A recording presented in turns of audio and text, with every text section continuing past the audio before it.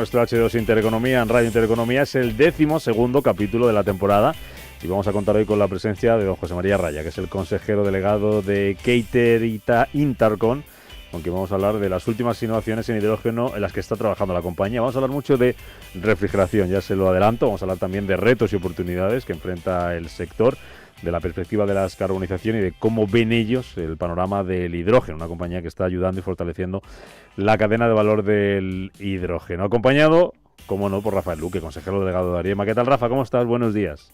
Buenos días, Bienvenido. Rubén. Un placer verte, saludarte. Hacía 2 semanas que no nos veíamos. La última vez fue en el hotel Riu, ¿no? El Riu Plaza España, sí. Donde se celebraba ese encuentro sectorial del hidrógeno organizado por Ariema. Ahí estuvimos compartiendo mesa con grandes empresas como Repsol, como Moeve, como Holcim. ¿Cómo fue? ¿Qué balance hacéis, Rafa?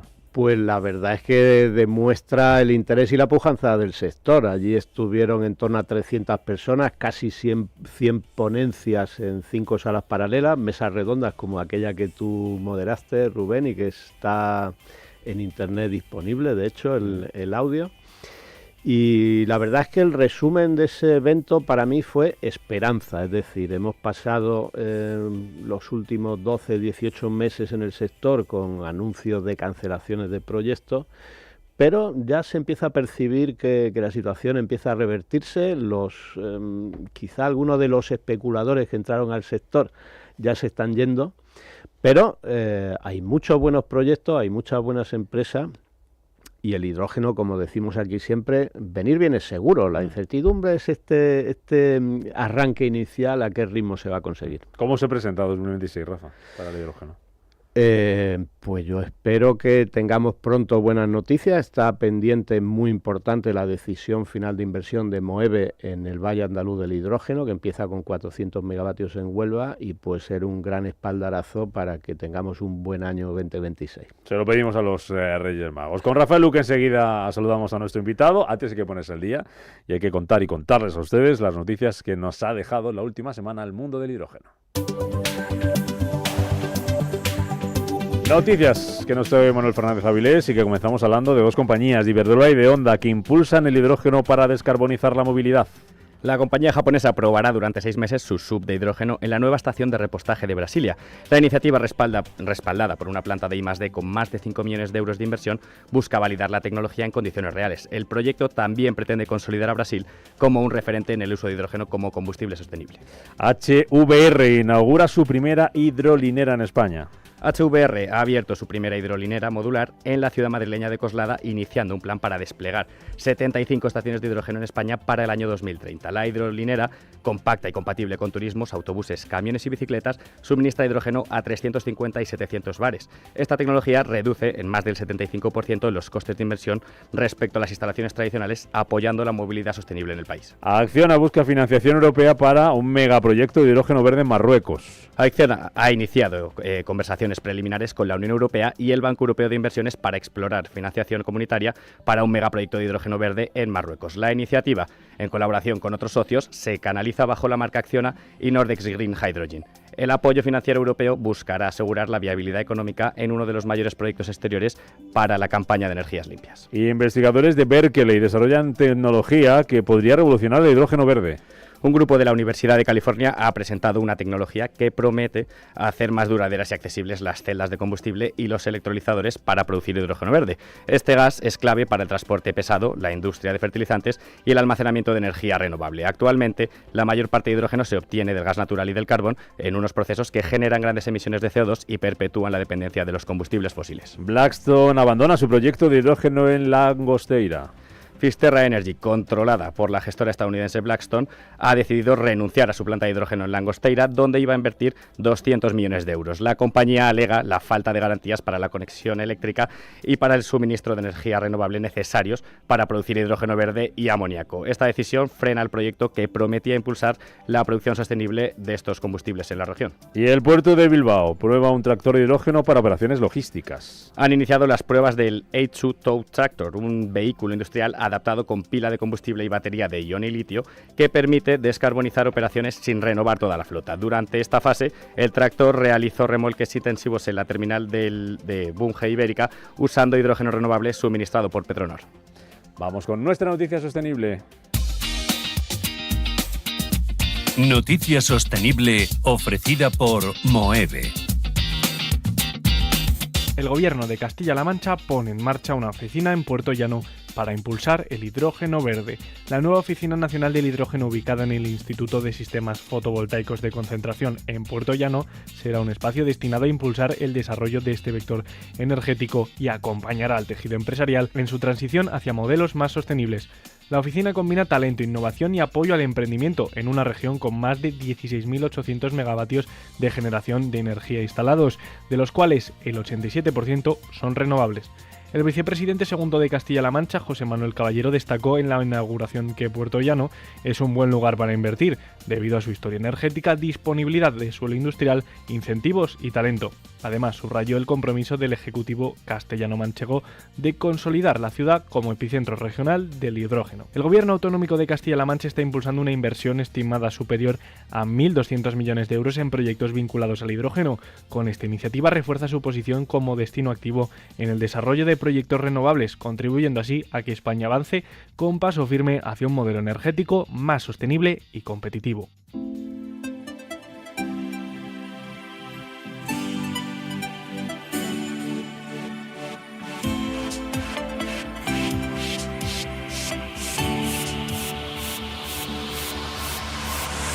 Pues ya nos hemos puesto al día y vamos a conocer más sobre la empresa que nos visita hoy, sobre nuestro invitado, que es don José María Raya, es el consejero delegado de Keiter y de Itarcon y de alguna compañía más que nos estaba contando por aquí. Don José María, bienvenido, muy buenos días.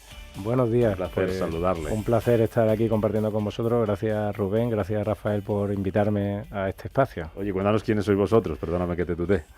Claro que sí. Pues mira, Keiter, Itarcon, Genac y Kikonex son las empresas de nuestro grupo y nos dedicamos a hacer refrigeración industrial, a hacer climatización industrial, a hacer generación atmosférica de agua, que ahora explicaremos qué es eso, y a tener una arquitectura de Internet de las cosas que nos permite subir todo eso a la nube. Nosotros hacemos ingeniería, hacemos diseño, fabricamos, comercializamos y damos servicios sobre este tipo de equipos, ¿no? Todo lo que he contado anteriormente. Somos 900 personas.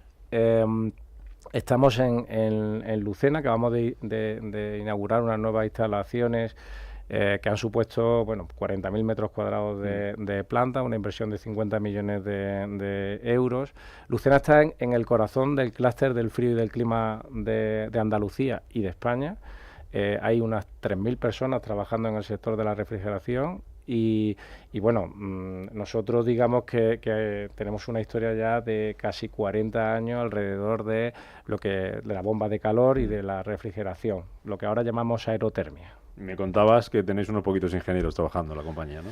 El 25% de las 900 personas que te decía antes somos ingenieros. Es verdad que intentamos proporcionar mucho valor añadido en nuestras soluciones y para eso hay que dotarlas de ingeniería y nosotros somos unos apasionados de la ingeniería. Eso es lo que nos ha hecho meternos en plancha en el sector del hidrógeno. Eso te iba a preguntar, que para el que nos esté escuchando dirá, ¿y esto cómo casa con el hidrógeno? ¿Cuál es la relación que tenéis vosotros con el hidrógeno? Bueno, como te decía, nosotros tenemos pasión por la ingeniería y tenemos mucha vocación de servicio. Entonces, nuestro cliente es un cliente muy industrial. Nosotros no hacemos climatización doméstica, sino que nos dedicamos a la climatización industrial y a la refrigeración industrial.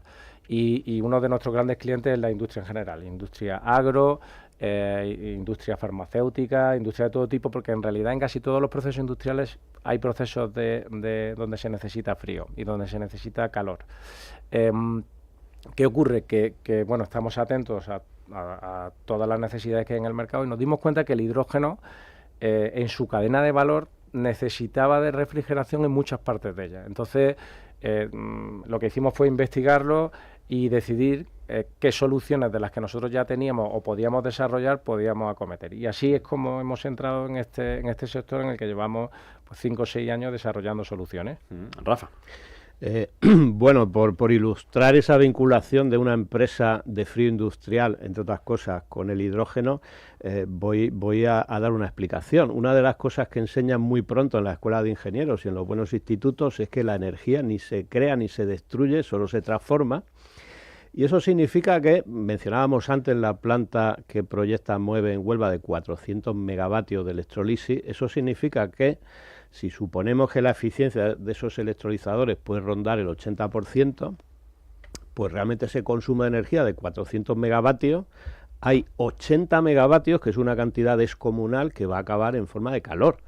Y una empresa como Keiter Intercom, pues son los que saben cómo sacar de ahí ese calor, que se puede sacar al aire, se puede sacar a agua.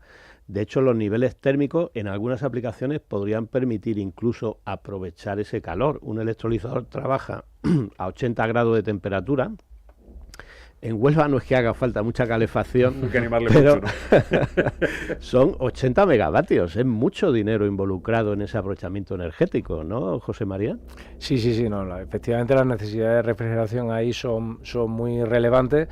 Y como bien decía, o sea, la primera propuesta sería intentemos aprovechar ese calor, vamos a buscar procesos donde poder reaprovecharlo, pero lamentablemente no siempre se puede reaprovechar, y es verdad que además el foco caliente, es decir, la temperatura a la que se produce, se hace a unos 60 grados, 65 grados, con lo cual el aprovechamiento tiene que ir en línea de esa temperatura, y cuando no se puede aprovechar hay que disiparlo. Y cómo disiparlo es lo que nosotros ayudamos, tanto en la parte del aprovechamiento como en cómo disiparlo. Y eso solamente es en la generación del hidrógeno, claro. Pero después viene pues todas las fases que vienen posteriores, en la parte de la compresión, en la parte sobre todo luego también de la dispensación, que yo creo que luego tendremos oportunidad de comentar. O sea, que estáis, José María, en toda la cadena de valor, ¿no? No solamente en ese proceso de generación, sino también transporte y almacenamiento. Claro, yo creo que era precisamente una de las cosas que procurábamos desarrollar, una solución completa, de manera que cuando una propiedad, una ingeniería tiene que desarrollar un proyecto, nosotros podamos acompañarle. Nos dimos cuenta de una cosa en el sector, y es que muchas veces se planteaba la solución de refrigeración pues como algo auxiliar y que se hacía al final. Y nosotros nos empeñamos en decir que no debería ser así. Es algo esencial porque al final, y ahora hablaremos un poco más detenidamente, al final ocupa una superficie muy relevante, hay que tenerlo en cuenta desde el punto de vista del espacio, tiene un consumo energético importante, hay que tenerlo en cuenta desde el punto de consumo, podría tener o no algún consumo de huella hídrica, que también nosotros intentamos evitar al máximo, y luego, por supuesto, tanto en la inversión en CAPEX como en los costes de operación en OPEX, también hay que tenerlo en cuenta. Y todo eso hay que meterlo en una costelera y buscar un óptimo común y hacer que la solución sea lo más económica posible en el entorno global, ¿no? Y ahí es donde intentamos nosotros aportar. ¿Cuál es la importancia de la dispensación? Que lo tenía yo por aquí apuntado, que nos decías ahora, te comento más sobre esto. Y ahora le doy la palabra a Rafa. La dispensación, y quizás ahora Rafa lo pueda explicar también muy bien, la dispensación es muy relevante porque antes dábamos una noticia alrededor de la hidrogenera o la hidrolinera, ¿no? Cuando queremos dispensar para vehículos de transporte pesado o de transporte ligero, como pueden ser autobuses o pueden ser coches, hay que intentar que el momento de la dispensación sea lo más corto posible. Es decir, cuando cargas, que se acorte, porque además es una de las ventajas competitivas que tiene el hidrógeno respecto a las cargas eléctricas clásicas. Entonces, para poder hacer eso hay que hacerlo a temperaturas muy bajas. ¿Qué son temperaturas muy bajas? Pues hay que buscar la norma, y hay una T20 y una T40. Eso significa a menos 20 grados o a menos 40 grados.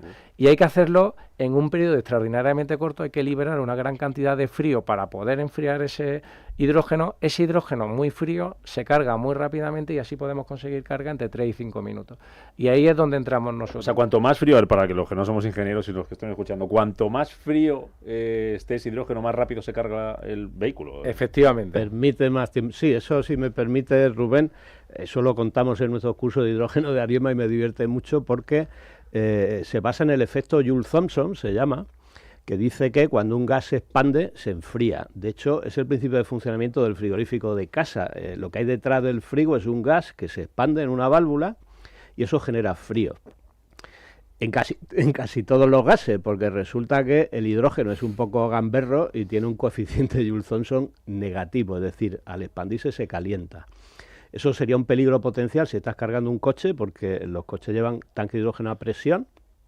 Si aparcas el coche y te ponen una manguera con hidrógeno a 700 bares, se expande, y en vez de enfriarse se calienta, y tener un combustible caliente estamos hablando incluso por encima de 100 grados, podría degradar las juntas de unos componentes, con lo cual esos preenfriadores que fabrican nuestros amigos de Keiter Intercom son importantísimos. Yo de hecho les conocí por unos amigos comunes de la empresa Cetil, que fabrica dispensadores, y me contaron, pues hay una empresa en Lucena que tiene una tecnología fantástica de los pre-cooling, porque esto es alta tecnología, que es uno de los nichos que ha encontrado nuestro amigo José María, que son muy buenos. Sí, yo creo que efectivamente es un nicho interesantísimo. Además se da otra circunstancia. En el sector nuestro, los gases refrigerantes también tienen un papel importante. Si alguien se ha familiarizado alguna vez con gases refrigerantes, el típico aire acondicionado que todos tenemos en casa, ha evolucionado mucho en los últimos años. Y ahora pesa mucho lo que se llama el potencial de calentamiento de un gas, que para que os hagáis una idea se mide en toneladas de CO2, y para producir una tonelada de CO2, un gas refrigerante de hace 15 años estaba en torno a 3.000, 4.000 toneladas, o sea, un kilo de refrigerante, 3.000, 4.000 toneladas de CO2. Ahora eso ha bajado de tal manera que todos nos hemos ido a los gases refrigerantes naturales, de manera que eso ha bajado al entorno de los 1, 3, 5 toneladas de CO2 para producir. ¿Y qué hemos hecho? Hemos ido al gas natural propano, al gas natural CO2 y al gas natural amoníaco como gases refrigerantes. Si estamos en un proyecto de hidrógeno, que es tecnología verde, ahora no podemos irnos a un gas refrigerante convencional, con grandes consumos, que además ahora hay que irse a esos gases refrigerantes naturales. Entonces, nosotros estamos en una combinación que ayuda mucho a que la solución de hidrógeno al final sea una solución íntegramente verde. Es decir, no solamente es verde por la parte de hidrógeno, sino que luego todo lo que se consume también es verde. Y entonces es verdad que esa conjunción es una conjunción en la que damos respuesta a las necesidades del sector, y por otro lado lo hacemos de una manera verde. Entonces ayudamos mucho a que económicamente tenga mucho sentido todo esto. Y hablando de ayuda de colaboración, José María, ¿cómo trabajáis? Estamos hablando de todo lo que está relacionado con toda la cadena de valor. Ahí juegan un papel importante muchas partes, muchos protagonistas, muchos players, muchos jugadores, muchas empresas.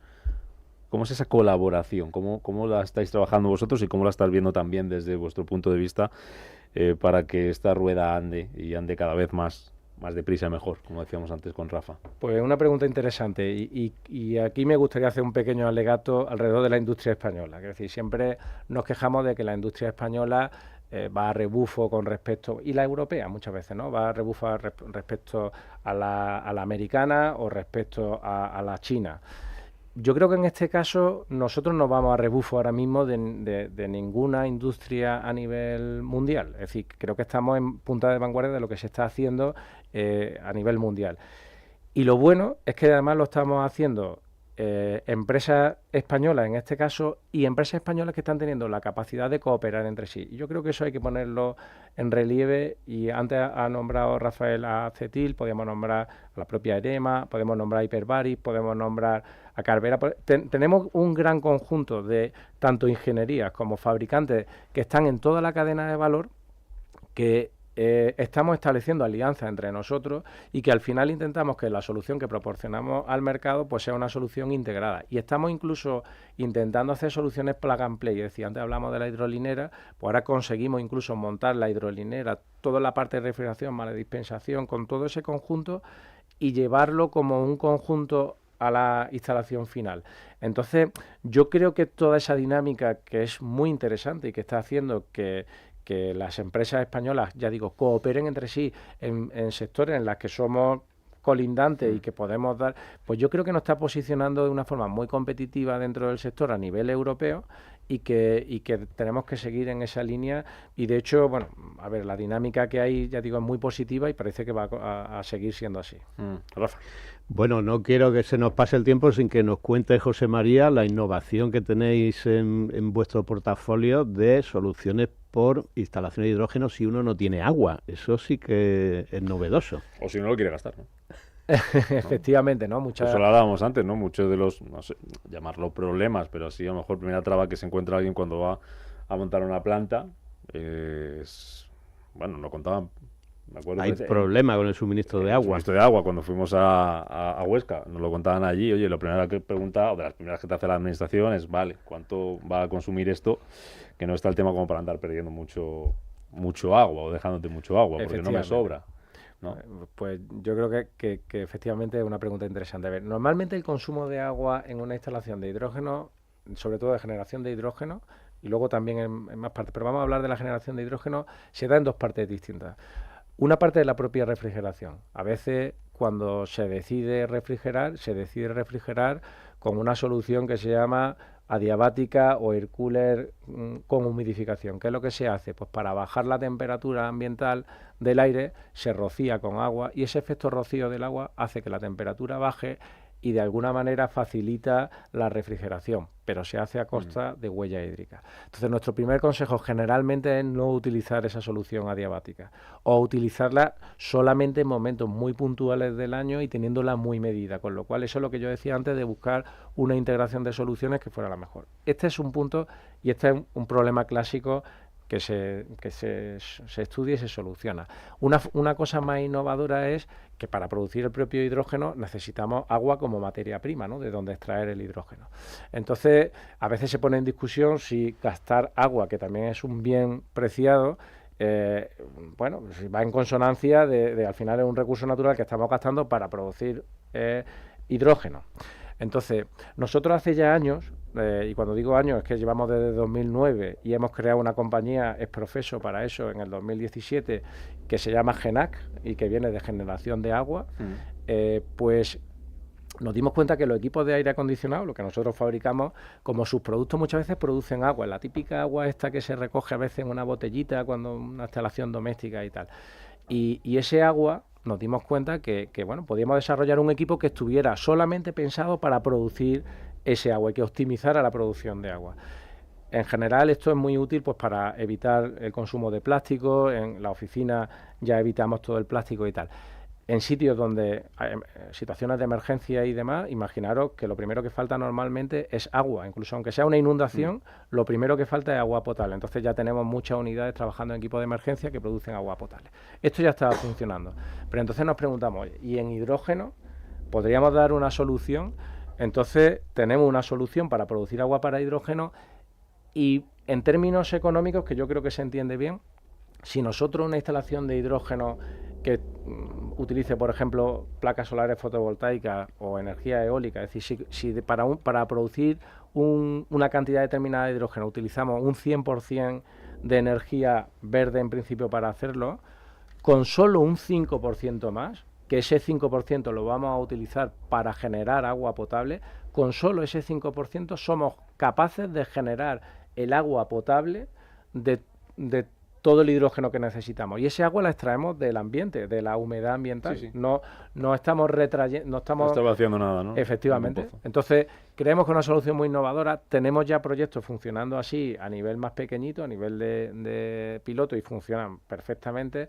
Y bueno, pues es una solución que estamos ofertando y que estamos ofreciendo a propietarios de ingeniería pues para que se pueda desarrollar. Poniendo Lucena y Córdoba en el mapa, no solo Huelva, Rafa. En el mapa español, pero también en el ¿no? internacional. ¿Cómo van las exportaciones de los productos que tenéis singulares como el pre-cooling de hidrógeno para las estaciones de servicio que comentaba?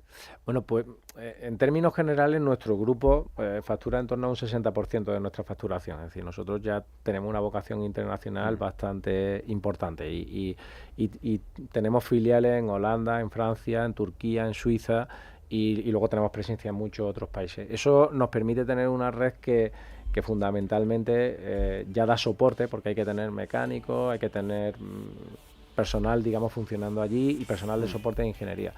Y eso ya lo teníamos, con lo cual nos permite crecer ahí. Ahora lo que estamos haciendo es trabajando en los mercados de hidrógeno y actualmente donde mayor presencia estamos es Portugal, Francia y Alemania, que creemos que son los mercados en los que creemos que tenemos mucho potencial en otros mercados, pero ya estamos ahí presentes con bastantes proyectos y con sobre todo mucho potencial de crecimiento futuro.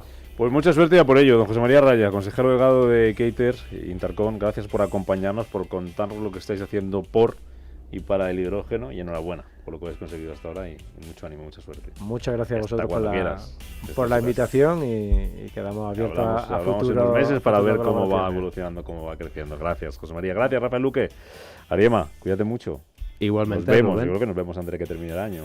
Creo que sí. Sí, nos queda una entrevista Queda todavía. un poquito. Sí. Pues nada, aquí estaremos para contarla y compartirla con nuestros oyentes. Gracias, Rafa, buen martes, buena semana. Igualmente a todos Nos los vamos, que oyentes quedan ahí. 3 minutos para las 12 del mediodía. Llega Blanca del Tronco con las noticias y después Rafa Jiménez con la media sesión. Capital, mañana, miércoles a las 7 de la mañana. Buen martes, adiós.